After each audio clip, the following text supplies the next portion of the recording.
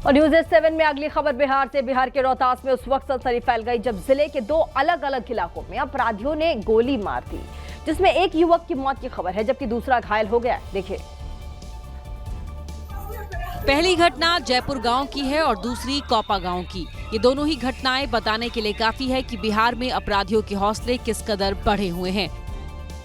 सोचिए, इंसान अगर अपने घर पर सेफ नहीं होगा तो कहां होगा, क्योंकि जयपुर गांव में हथियारबंद अपराधियों ने विक्रमा सिंह को उनके घर के बाहर दरवाजे पर गोली मारी, जिनकी इलाज के दौरान मौत हो गई। पुलिस अधिकारियों की तलाश कर रही है। वहीं कोपा गांव में किसान रंजीत पासवान को गोली मार दी। गोली लगने से रंजीत घायल हो गया। फिलहाल रंजीत अस्पताल में भर्ती है। रंजीत के परिजनों ने गांव के ही संतोष पांडे पर गोली मारने का आरोप लगाया है। तब जबरदस्ती उसको कौन मोटर लेकर गया, क्या किया, तो बोला कि तुम ही लेकर गए हो, संतोष पांडे। लेकिन एक ही दिन में 2 गोलीकांड की वारदातों से रोहतास में हड़कंप मचा हुआ है। लोगों में दहशत का माहौल है कि पता नहीं कब कहां से गोली चल जाए। और यूपी के गोंडा में विशाल अजगर देखे जाने से हड़कंप मच गया, लेकिन उस वक्त लोगों ने राहत की सांस ली जब खेत में कई फीट लंबे अजगर को रेस्क्यू करके निकाल लिया गया। देखिए, वीडियो में इस विशाल भारी भरकम अजगर को देखिए। लगभग 10 फीट से ज्यादा लंबे अजगर को पकड़ने के लिए कड़ी मशक्कत करनी पड़ी। बारिश के बीच खेत में अजगर देखे जाने से ग्रामीणों के हाथ पैर फूल गए। कड़ी मशक्कत के बाद रेस्क्यू टीम ने अजगर का रेस्क्यू किया तो हाथ आते ही अजगर छटपटाने लगा और अपने लचीले शरीर से पकड़ने वाले शख्स को जकड़ लिया। मामला गोंडा के वजीरगंज का है, जहां पाठकपुरवा गांव में एक अजगर का सफल रेस्क्यू कर लिया गया। खबर लगते ही अजगर को देखने वालों की भीड़ जुट गई। लोगों ने अपने फोन के कैमरों में अजगर की तस्वीरें कैद कर ली। वहीं अब अजगर के रेस्क्यू का वीडियो सोशल मीडिया पर वायरल हो रहा है।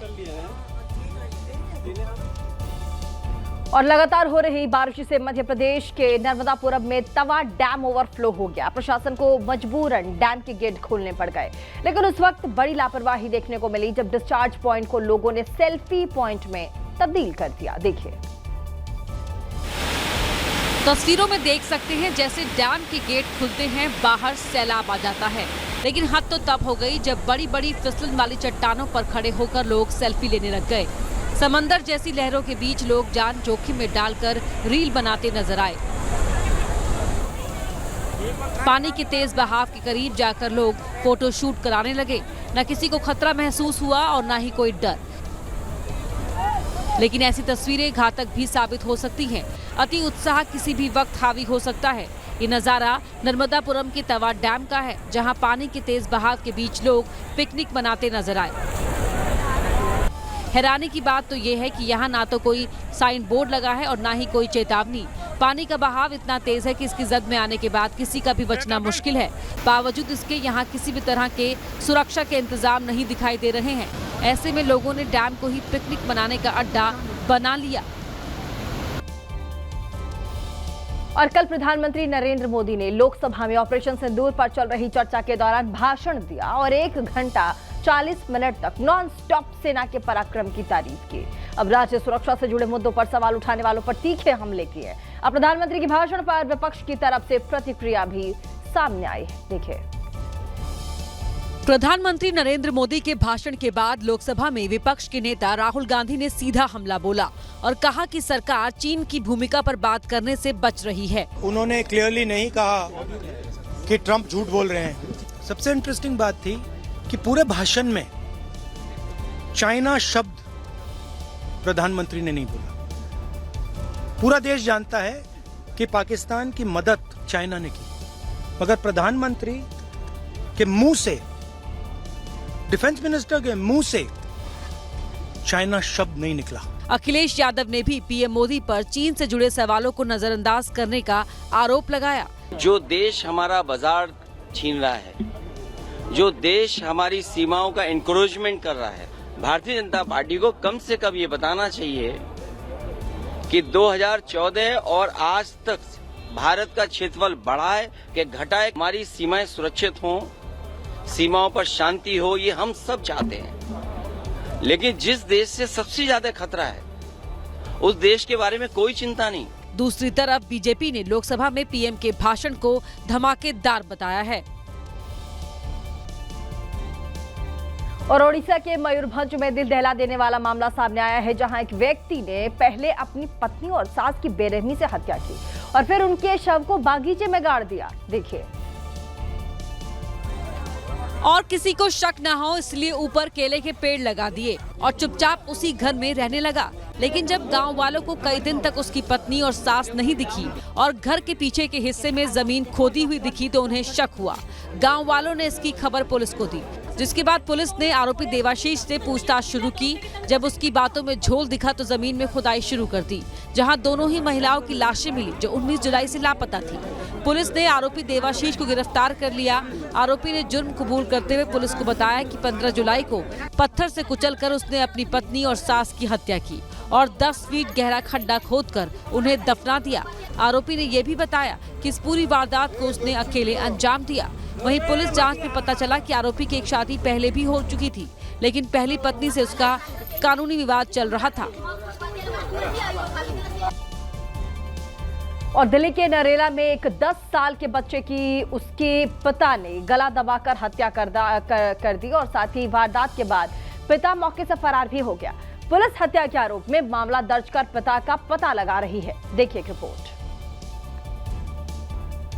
मंगलवार को सूरज ढलने तक किसी को पता नहीं था कि इस मकान में खून के रिश्तों का खून होने वाला है, लेकिन रात ढली और उस रात के अंधेरे में एक पिता ने अपने ही बेटे को मौत के घाट उतार दिया और एक मां की ममता पर पिता ने मौत की चादर उड़ा दी।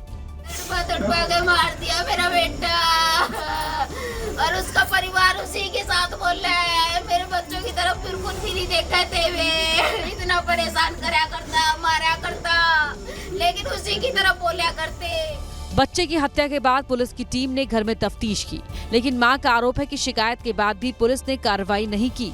3 एप्लीकेशन दी मैंने थाने में कि अब मारने की धमकी दे रहा है मुझे मेरे बच्चों को, लेकिन पुलिस वालों ने कुछ नहीं करा। अरे बच्चा मर गया, सारे पुलिस वाले आ गए, सारे पुलिस वाले आ गए। घटना दिल्ली के नरेला में बाकनेर गांव की है। दरअसल कोमल का अपने पति से विवाद की वजह से वो अपने 2 बच्चों के साथ अलग रह रही थी। मंगलवार को उसका 10 साल का छोटा बेटा स्कूल गया, लेकिन वापस नहीं लौटा।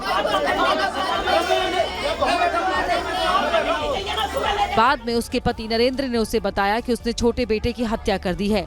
पोस्टमार्टम के लिए बच्चे का शव ले जाने एम्बुलेंस आई और वापस चली गई, लेकिन न्याय की आस में गांव वालों ने शव जाने नहीं दिया। ऐसे नहीं उठेगा, ऐसे नहीं उठेगा, ऐसे नहीं। तो चलिए, दर्दनाक हादसा आपको ये घटना हमने दिल्ली के नरेला से आपको दिखाया, लेकिन आगे न्यूज़ एट 7 में खबर उत्तर प्रदेश से। उत्तर प्रदेश के मेरठ में युवक के मामूली विवाद में गला रेतकर हत्या कर दी गई, जिसके बाद गांव में भारी तनाव देखते हुए पुलिस को भारी बल तैनात करना पड़ा। देखिए। मामला मेरठ के मोइनुद्दीनपुर गांव का है, जहां मृतक के परिजनों और गांव वालों ने आरोपी के घर पर धावा बोल दिया। आरोपी के घर पर तोड़फोड़ और आगजनी की कोशिश की। मौके पर मौजूद पुलिस बल ने लोगों को समझा बुझाकर मामला शांत कराया। बताया जा रहा है गांव के एक टेंट कारोबारी ने जरा सी बात पर एक युवक की धारदार हथियार से गर्दन पर हमला कर दिया, जिससे युवक की मौत हो गई। हमले में युवक का भाई भी घायल हुआ है, जिसका इलाज जारी है। घटना से लोगों में भारी आक्रोश है, तो वहीं परिवार वालों का रो रो कर बुरा हाल है। वहीं मौके पर पहुंचे पुलिस के आला अधिकारियों ने जल्द से जल्द आरोपी को पकड़ने का आश्वासन दिया। इसमें पुलिस की टोटल 3 टीमें लगाई गई हैं। आसपास के सीसीटीवी फुटेजेस चेक किए जा रहे हैं और इसमें जल्दी आरोपी को गिरफ्तार कर आवश्यक कार्रवाई की जाए। फिलहाल तनाव को देखते हुए इलाके में भारी पुलिस बल तैनात कर दिया गया है और पुलिस मामले की छानबीन कर रही है। और तेलंगाना की राजधानी हैदराबाद में पुलिस ने एक ऐसे गिरोह का पर्दाफाश किया है जो कि अवैध तरीके से किराए की कोख और बच्चे बेचने का काम किया करता था। देखिए। अब इसके बाद आरोप है हैदराबाद से डॉक्टर समेत 10 लोगों को गिरफ्तार किया गया है। Universal Srishti fertility centre Indian sperm tech clinic में गंदा खेल चल रहा था, जो गरीब महिलाओं को शिकार बनाता था। फर्टिलिटी सेंटर की आड़ पे पैसों का लालच देकर किराए की कोख लिया करता था और बच्चा पैदा होने के बाद जरूरतमंदों को बेचता था। लेकिन एक बच्चे के डीएनए टेस्ट से गिरोह की पोल खुल गई। आपको बता दें, सरोगेसी के नाम पर डॉक्टर ने परिवार को धोखा दिया, फिर बच्चा खरीदकर दंपत्ति को सौंप दिया। इतना ही नहीं, 9 महीने तक दंपत्ति से डॉक्टर ने तकरीबन 35 लाख वसूले। दरअसल यूनिवर्सल सृष्टि फर्टिलिटी सेंटर की डॉक्टर अथालुरी नम्रता गर्भपात कराने वाली महिलाओं को लालच देती थी, साथ ही किराए की कोख के नाम पर 20 से 30 लाख रुपए भी वसूलती थी। गिरोह को लेकर के खुलासा हुआ कि वो गुजरात और मध्य प्रदेश में स्पर्म की तस्करी भी करता था। साथ ही चलिए अब अगली खबर आपको बता दें जो कि विदिशा से है। विदिशा में लगातार हो रही बारिश का असर अब क्षेत्र की जीवन रेखा कही जाने वाली बेतवा नदी पर देखने को मिल रहा है। आपको बता दें यहां पहले से उफान पर चल रही बेतवा नदी का जलस्तर 6 फीट तक बढ़ गया है, जिससे शहर त्राहिमाम कर रहा है। देखिए, जब कुदरत कहर ढाती है तो इंसान बेबस हो जाता है। जब प्रकृति विनाश लाने पर उतारू हो तो जिंदगी देने वाला पानी जिंदगी लेने पर आमादा हो जाता है। दुकान और मकान जलमग्न हो गए हैं, स्कूलों में पानी भर गया है और नालों का पानी सड़क पर उतर आया है। जब कुदरत सब कुछ तबाह करने की ठान ले तो इंसान सिर्फ देखता ही रह जाता है। बेतवा किनारे बने इन मंदिरों को देखिए, लगातार पानी बढ़ने की वजह से इनके सिर्फ शिखर ही दिख रहे हैं। कुदरत की ताकत का एहसास कराती ये तस्वीरें मध्य प्रदेश की विदिशा की हैं, जहां भारी बारिश की वजह से बेतवा नदी उफान पर है। विदिशा में उफान पर चल रही बेतवा नदी का जलस्तर तेजी से बढ़ रहा है। स्थिति का अंदाजा लगाने के लिए बेतवा नदी पर बने इस पुल को देखिए, जिसका पानी पुल से कई फीट ऊपर पहुंच चुका है। बेतवा नदी के उफान को देखते हुए सभी घाटों पर पुलिस की तैनाती कर दी गई है। साथ ही जिले भर के सभी स्कूलों में छुट्टी की घोषणा कर दी गई है। और विदिशा जिले में लगातार हो रही मूसलाधार बारिश से हालात बिगड़ते जा रहे हैं। जिले के नदी नाले उफान पर आने के कारण कई ग्रामीण क्षेत्रों में बाढ़ जैसे हालात बना दिए। इसी बीच सिरसा नदी में तेज बहाव आ गया है और 50 से 60 लोग उस धार में फंस गए। देखिए, जिसके बाद स्थानीय क्षेत्र की पुलिस, आपदा मित्र और डीआरसी टीम तुरंत हरकत में आई और सभी फंसे लोगों के रेस्क्यू में लग गई। पानी का ये शोर इस बात का प्रमाण है कि खतरा बहुत ज्यादा है, लेकिन बचावकर्मी बिना रुके बिना डरे नदी की तरफ बढ़ते चले गए। लेकिन सबसे बड़ी समस्या तब आई जब बाढ़ में एक दिव्यांग फंस गया। उसे बचाने के लिए हेड कांस्टेबल देवदूत की तरह सामने आए और तुरंत ही मोर्चा संभाला और उसे अपने कंधे पर उठाकर सुरक्षित स्थान तक पहुँचाया। विदिशा जिले की पथरिया में बेंदीगढ़ गांव में पुलिस, आपदा मित्र और डीआरसी टीम ने गांव के 50 से 60 नागरिकों को सुरक्षित बाहर निकाला। और देखिए, जो लोग बारिश होते ही काम ना करने के बहाने बनाने लगते हैं, उन्हें जयपुर से आया ये वीडियो जरूर देखना चाहिए, क्योंकि बिना बहानेबाजी के ड्यूटी कैसे की जाती है ये यहाँ के लोग आपको सिखा देंगे। देखिए, राजस्थान की राजधानी जयपुर से आए इस वीडियो में एक ट्रैफिक पुलिसकर्मी मूसलाधार बारिश के बीच पूरी निष्ठा के साथ बिना छाते और रेनकोट के साथ अपनी ड्यूटी करता नजर आ रहा है। इस पुलिसकर्मी का नाम धर्मवीर है। अपने काम के लिए इसकी निष्ठा की सोशल मीडिया पर हर कोई तारीफ कर रहा है। दरअसल जयपुर में मंगलवार को पूरे दिन बारिश हुई, जगह जगह पानी भर गया, कई जगह जाम की स्थिति बन गई। लेकिन जिस चौराहे पर धर्मवीर की ड्यूटी लगी थी, वहां भी धर्मवीर ने ऐसा मोर्चा संभाला कि न जाम लगा, न लोगों को किसी भी तरह की परेशानी हुई। जबकि थोड़ी सी भी बारिश होती है, जाम की स्थिति बन जाती है, गाड़ियां रेंगने लगती हैं। लेकिन अब इस ट्रैफिक पुलिसकर्मी को देख लोग कह रहे हैं कि अगर हर कोई अपने काम को इसी निष्ठा और ईमानदारी के साथ करे तो बड़ी से बड़ी मुश्किल आसान हो सकती है।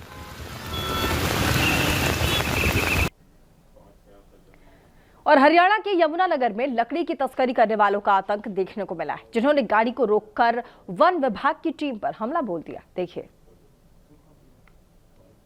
वन विभाग को जानकारी मिली थी कि कोट गांव से खैर तस्कर सफेद रंग की स्कॉर्पियो में खैर भरकर बेचने जा रहे हैं। जब थार में सवार वन विभाग की टीम ने उनकी गाड़ी को रोकने की कोशिश की तो उन्होंने थार को कई बार टक्कर मारी, जिसकी चपेट में रेहड़ी लगाने वाला भी आ गया। मैं वापस आ रहा था मंदिर से अपने घर के लिए, तो पीछे से 2 गाड़ी आई, एक वाइट रंग की थी, एक काले रंग की थी। उन्होंने मेरा का यहाँ टक्कर मार दी, मेरा सारा प्रसाद खिंड गया, रेडी तोड़ दीजिए, पैसे थे मेरे गले में, और वहाँ बड़े की तरफ भाग गए। वन विभाग की टीम के लगातार तस्करों का पीछा करने के बाद वो अपनी कार छोड़कर फरार हो गए, जिसे एक ट्रैक्टर की मदद से थाने तक लाया गया। मैं इसके सामने अपनी गाड़ी हटा दी आगे, तो उसने पीछे से 3 बार टक्कर मारी गाड़ी में, मेरे ऊपर चढ़ाने की कोशिश करी। वन विभाग ने लकड़ियों की तस्करी कराने वालों की पहचान कर ली है, जिनके खिलाफ जल्द ही कार्रवाई की जाएगी। वन विभाग की टीम ने गाड़ी को जब्त कर थाने में खड़ा कर दिया है। और पाकिस्तान अपनी पाताल में जा चुकी अर्थव्यवस्था को दुरुस्त करने के लिए अब अफीम की तस्करी करवा रहा है और ड्रोन के जरिए अफीम के खेप भारतीय सीमा में भेज रहा है। देखिए, लेकिन उसका ये नापाक मंसूबा पूरा होता उससे पहले उसकी भेजी अफीम को सुरक्षा कर्मियों ने पकड़ लिया। तस्वीरों में देख सकते हैं कि सुरक्षा कर्मियों के हाथ में पीले रंग का एक पैकेट है जो अफीम से भरा है। ये वही अफीम है जिसे ड्रोन की मदद से पाकिस्तान ने जम्मू कश्मीर के कठुआ में गिराया था। लेकिन जैसे ही अफीम से भरा पैकेट आकर गिरा, सुरक्षा कर्मियों की नजर पड़ गई। शुरू में लगा कि कोई विस्फोटक सामग्री होगी, इसलिए तुरंत ही बम डिस्पोजल स्क्वाड को बुलाया और पूरी तलाशी ली तो पता चला कि पाकिस्तान ड्रग्स की तस्करी कर रहा है। हालांकि सुरक्षा कर्मियों की मुस्तैदी ने इसे फेल कर दिया, लेकिन अब सुरक्षा एजेंसियां और पुलिस ये पता लगाने में लगी है कि अफीम की खेप किसके लिए भेजी थी और इसमें कौन कौन शामिल है। और अगली खबर न्यूज एट 7 में अमेरिका से। अमेरिका की स्पेस एजेंसी नासा और भारतीय अंतरिक्ष अनुसंधान संगठन आज मिशन निसार लॉन्च करने वाली है। आपको बताते हैं जिसका पूरा नाम NASA ISRO synthetic aperture radar है, जो कि श्रीहरिकोटा के सतीश धवन अंतरिक्ष केंद्र से GSLV F-16 रॉकेट से लॉन्च किया जाएगा। इसके साथ ही निसार का जो वजन है वो तकरीबन 2800 किलोग्राम होगा और अब तक का सबसे महंगा अंतरिक्ष मिशन होगा। इस मिशन पर 13,000 करोड़ की लागत आई है। इस मिशन का मकसद पृथ्वी के पर्यावरण, प्राकृतिक आपदाओं और दूसरे वैश्विक परिवर्तनों की निगरानी करना होगा। श्रीहरिकोटा के सतीश धवन अंतरिक्ष केंद्र से यह तकरीबन 102वां प्रक्षेपण होगा करिएगा। लेकिन खबर हमने आपको दिखाई कैसे एक बार फिर से रशिया जो है भूकंप से थर्रा गया और अब चेतावनी जारी की गई है तमाम इलाकों में कि यहाँ पर सुनामी भी आ सकता है। चलिए आगे बढ़ेंगे। आप खबर आपको दिल्ली की दिखा दे। दिल्ली के टैगोर गार्डन इलाके में बारिश के बाद दहशत से भर देने वाली तस्वीर अब सामने आई है। आपको बता दें सड़क किनारे लगे बिजली के 2 पोल अचानक सड़क पर जा गिरे और इस दौरान सड़क से गुजर रही एक महिला उसकी जद में आ गई। देखिए हीरो में सड़क पर एक स्कूटर और उसके पीछे एक कार आती दिखाई दी, लेकिन ये कार जैसे ही पोल के पास पहुंची, सड़क किनारे लगे दोनों पोल टूटकर सड़क पर आ गए। हालांकि जब तक पोल सड़क पर गिरे, कार गुजर गई, लेकिन कार के पीछे आ रही स्कूटी सवार महिला पोल की चपेट में आ गई। गनीमत रही कि पोल महिला के सर पर नहीं गिरा, जिससे महिला बाल बाल बच गई और उसे मामूली चोट आई। वहीं पोल गिरते ही स्थानीय लोग दौड़कर महिला के पास पहुंचे और उसे बाहर निकाल लिया, लेकिन स्कूटी पोल के नीचे दबी रही। घटना 28 जुलाई शाम 5:30 बजे की है। और अगली खबर न्यूज एट 7 में यूपी के बरेली से। बरेली में एक होटल में कार अचानक रिवर्स गियर में दौड़ी और एंट्री पर लगे कांच को तोड़ते हुए रिसेप्शन तक जा घुसी। बताया गया कि कार पर एक महिला वकील उस कार को ड्राइव कर रही थी, चला रही थी। देखिए वीडियो में होटल के पोर्टिको में एक स्विफ्ट डिजायर कार खड़ी दिखाई दी और उसके आगे सफेद रंग की एक SUV खड़ी थी। कोई कुछ समझ पाता उससे पहले SUV तेजी से पीछे की ओर आई और स्विफ्ट कार को टक्कर मारते हुए कांच तोड़कर रिसेप्शन में घुस गई। जरा ध्यान से देखिए, जब कार पीछे की ओर आई तब दरवाजे पर कुछ लोग थे जिन्होंने जैसे तैसे अपनी जान बचा ली। रिसेप्शन पर लगे CCTV कैमरे में भी ये घटना रिकॉर्ड हो गई है। अच्छी बात ये रही कि इस हादसे में कोई घायल नहीं हुआ। दोनों पक्षों में समझौता होने के बाद किसी ने भी केस दर्ज नहीं करवाया।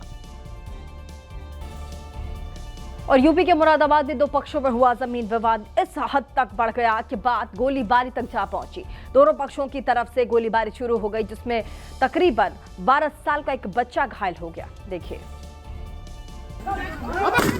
कहा सुनी और हाथापाई से बढ़कर बात आगे बढ़ी तो गोली चल गई। बताया गया कि जमीन विवाद में मझोला इलाके में 2 पक्ष आमने सामने आ गए। उसी दौरान बात बिगड़ते बिगड़ते कट्टे के ट्रिगर तक पहुंची और गोली चल गई। तो पत्थरों के भी चलने की तस्वीरें हैं और उसी के बाद कट्टे से फायरिंग भी शुरू हो गई। लोग तो हट गए, लेकिन गोली वहां मारपीट को नुमाइश की तरह देख रहे इस बच्चे को जाकर लगी। गनीमत रही कि गोली बच्चे की जांघ को छूकर निकल गई। घायल बच्चे के पिता की तरफ से मुकदमा दर्ज कराया गया है। अब इन्हीं तस्वीरों के आधार पर पुलिस कट्टाबाजों को तलाश रही है। और गाजियाबाद में भारी बारिश के बाद जलभराव हुआ है और इस जलभराव में एक शख्स की मर्सिडीज कार जाकर फंस गई। अब कार मालिक ने प्रशासन से हट जाने की मांग की है। देखिए लाल रंग की ये वही मर्सिडीज है जो जलभराव के बीच फंसकर बंद हो गई। कार मालिक अमित किशोर दिल्ली से लौट रहे थे और गाजियाबाद के वसुंधरा में उनकी कार बंद हो गई। बाद में कार को सर्विस सेंटर भेजा गया, जहां भारी भरकम बिल आया है। इसी बिल को लेकर अब कार मालिक ने गाजियाबाद नगर निगम के आयुक्त को नोटिस भेजा है। कार की पूरी मरम्मत के साथ साथ 5 लाख रुपए का हर्जाना मांगा है, क्योंकि इनका कहना है कि वो मानसिक तौर पर प्रताड़ित हुए हैं। जिस जगह पे आप चल रहे हैं, जहाँ रह रहे हैं, यहाँ की रोडें इस तरह चलने लायक बिल्कुल भी नहीं है, तो आप संभल के चले। कहीं भी मेन रोड खुला मिल जाएगा, कहीं भी कुछ हो जाएगा। तो ये सब नगर निगम को उदासीनता है और इनके काम करने का तरीका ढुलमुल रवैया है। और अब खबर हरियाणा से भी। हरियाणा के गुरुग्राम में भी कुछ घंटों की बारिश के बाद इतना पानी भर गया कि वहां सड़कों पर नाव चलने लग गई। कुछ लोग बारिश से परेशान दिखे तो जैकमपुरा कॉलोनी के कुछ लोगों ने इस भयानक हालात में भी मनोरंजन ढूंढ लिया और वीडियो बना लिया। देखिए ये बात और ये देखिए, ये युवक तो नाव ही पानी से भरी हुई सड़क पर तैराने लगा। मजे की बात यह है कि इस युवक को जब नाव चलाने के लिए चप्पू नहीं मिला तो उसने घर के काम में इस्तेमाल होने वाले वाइपर को ही चप्पू बना लिया। ये बात जय बाबा की, जय बाबा की, जय बाबा की। हैरानी तो उस वक्त हुई जब उसने अपनी नाव पर सवारी बैठाना भी शुरू कर दिया। ये नाव का आनंद ले रहा है और भरवानी थी। घंटों तक पानी से भरी सड़क पर युवक ऐसे ही नाव की सवारी करता रहा। और राजस्थान के बारां में पिछले 2-3 दिनों से जारी बारिश से जनजीवन पूरी तरह से अस्त व्यस्त हो गया है। शहर के मुख्य चौराहे और बाजार जलमग्न हो गए। सड़कों पर पानी का तेज बहाव देखा गया। नदी नाले भी उफान पर हैं। शहर का पावर हाउस भी पानी के चारों तरफ घिर गया है। प्रशासन लगातार स्थिति पर नजर बनाए हुए है। आलम यहाँ ये है कि 2 अगस्त तक स्कूलों में अवकाश घोषित करना पड़ गया।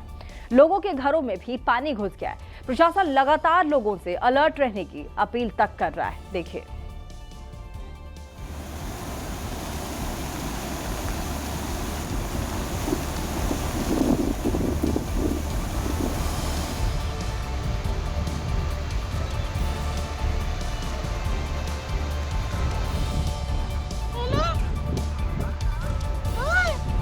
की तस्वीर है जहां पर ये देखिए सड़कें बिल्कुल बारिश के पानी से लबालब है। अब प्रशासन अपील कर रहा है कि आप अपने अपने घरों में ही रहें।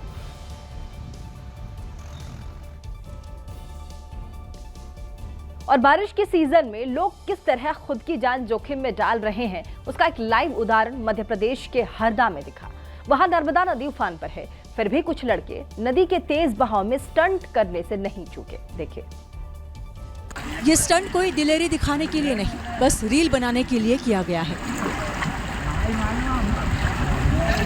नदी के पानी में कूदने से पहले ये चारों लड़के पुल की रेलिंग के करीब पहुंचे। अब अगले ही पल ये नीचे जाने वाले हैं।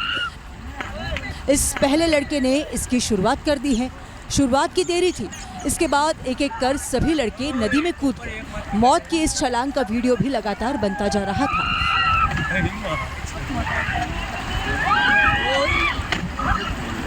पुल से नदी के खतरनाक पानी तक पहुंचे लड़के हालांकि तैरते तैरते किनारे तक पहुंच तो गए, लेकिन यहाँ एक छोटी सी गलती 1 सेकंड में इनकी जिंदगी खत्म कर सकती थी।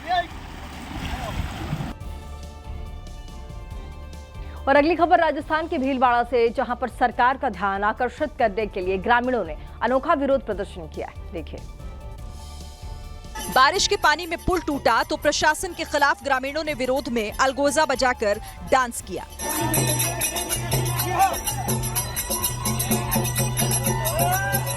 अलगोजा एक पारंपरिक भारतीय वाद्य यंत्र है जो राजस्थान में काफी मशहूर है। तस्वीरें भीलवाड़ा के कटारिया खेड़ा की हैं, जहां खजूरिया जाने के लिए कुछ महीने पहले ही पुल बना था, लेकिन बारिश में पुल की पोल खुल गई। ग्रामीणों को एक गांव से दूसरे गांव जाने में काफी दिक्कतों का सामना करना पड़ रहा है। लोगों ने सरकार से मांग की है कि पुल टूटने की जांच होनी चाहिए। रूस में 8.7 तीव्रता का जबरदस्त भूकंप महसूस किया गया। 8.7 तीव्रता के भूकंप के बाद सुनामी का अब जो अलर्ट है वो जारी कर दिया गया है। रूस के सखालीन इलाके में अलास्का हवाई द्वीप सुनामी का अलर्ट इन इलाकों में जारी किया गया है। कहा जा रहा है कि ये जो अलर्ट है ये जापान तक के लिए है, क्योंकि ये जो चेतावनी है वहां तक के लोगों के लिए जारी किया गया है, क्योंकि ये सुनामी जो है वो जापान तक जा सकता है।